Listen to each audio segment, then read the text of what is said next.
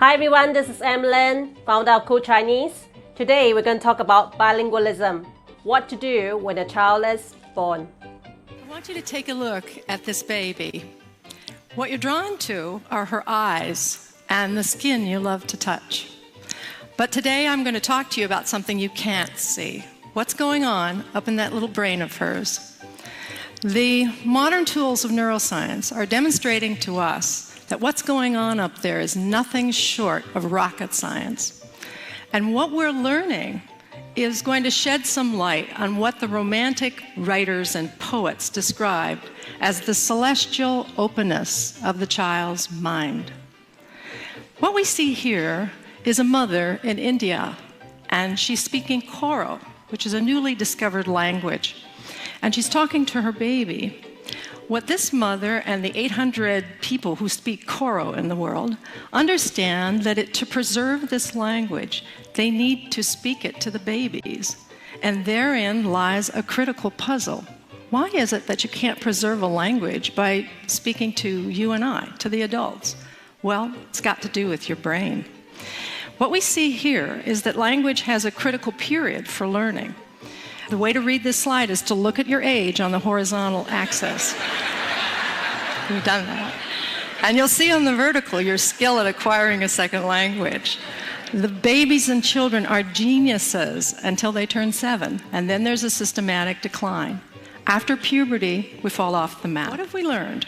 Well, babies all over the world are what I like to describe as citizens of the world. They can discriminate all the sounds of all languages, no matter what country we're testing and what language we're using. And that's remarkable because you and I can't do that. We're culture-bound listeners. We can discriminate the sounds of our own language, but not those of foreign languages. So the question arises, when do those citizens of the world turn into the language-bound listeners that we are? And the answer? Before their first birthday. We wondered what role the human being played in this learning exercise. So we ran another group of babies in which the kids get the same dosage, the same 12 sessions, but over a television set. And another group of babies who had just audio exposure and looked at a teddy bear on the screen. What did we do to their brains?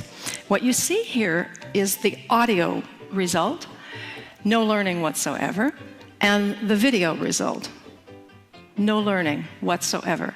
It takes a human being for babies to take their statistics. The social brain is controlling when the babies are taking their statistics. There are many things that Dr. Patricia Kuhl spoke in this video on how babies actually acquire new languages. But there are two things I want to highlight. Number one, the best time to introduce Chinese to your child is before 7 years old. In fact, the critical period is below 1 year old. So, if you're serious about introducing the Chinese language to your child, do it the moment they're born. Number two, the best way to introduce the Chinese language to your child is through human interaction. It is the social part of the brain that helps the child decide whether to acquire Chinese or not. Placing them in front of TVs, electronic gadgets, or audio devices have no impact.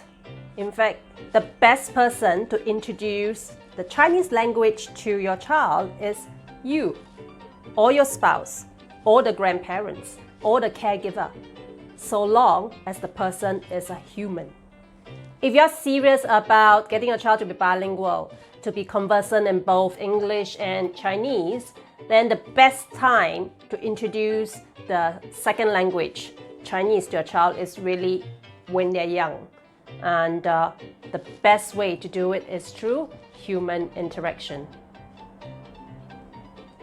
If you like what I shared just now, go like and subscribe my YouTube channel, Kuhl Chinese. If you have a question for me, go find my Kuhl Chinese page on Facebook.